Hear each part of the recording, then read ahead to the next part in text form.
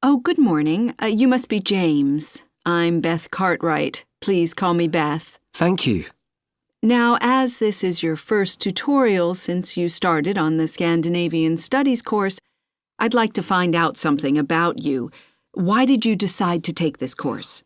Well, my mother is Danish, and although we always lived in England, she used to talk about her home a lot, and that made me want to visit Denmark. We hardly ever did, though. My mother usually went on her own. But whenever her relations or friends were in England, they always came to see us. I see. So I assume you already speak Danish, one of the languages you'll be studying?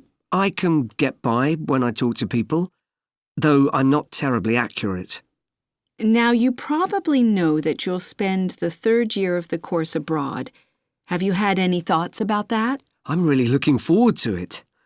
And although Denmark seems the obvious place to go because of my family connections, I'd love to spend the time in Iceland. Oh, I'm sure it can be arranged.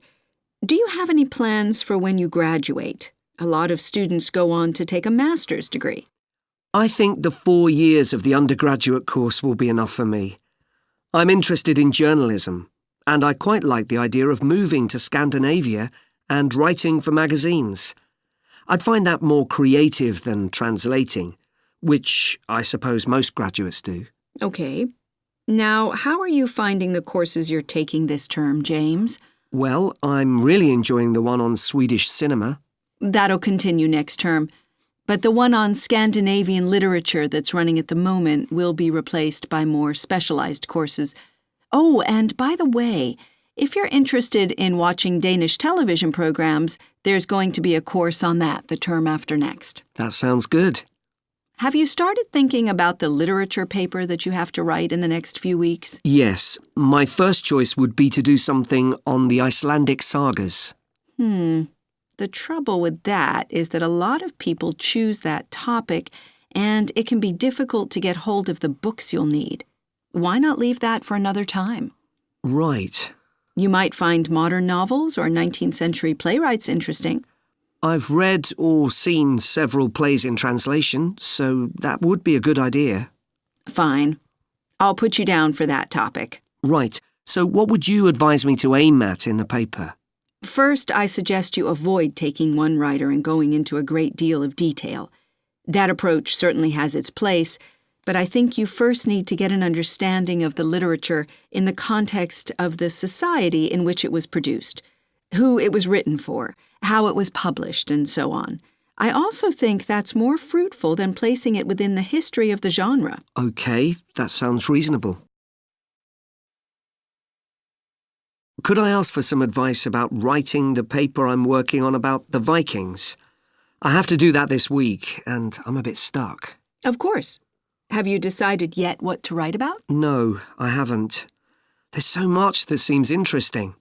Viking settlement in other countries, trade, mythology. Well, what I suggest is that you read an assignment a student wrote last year, which is kept in the library. It's short and well-focused, and I'm sure you'll find it helpful.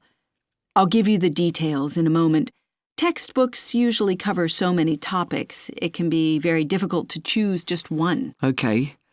I've got a DVD of the film about the Vikings that came out earlier this year. Should I watch that again? If it's the one I am thinking of, I'd ignore it. It's more fantasy than reality. But I've got a recording of a documentary that you should watch. It makes some interesting and provocative points, which I think will help you to focus your topic. Right. So then, should I work out an outline? Yes, just headings for different sections at this stage. And then you should start looking for suitable articles and books to draw on, and take notes which you organize according to those headings. I see. Then put short phrases and sentences as bullet points under each heading. Make sure that this skeleton makes sense and flows properly before writing up the paper in full. Okay. Thanks, that's very helpful.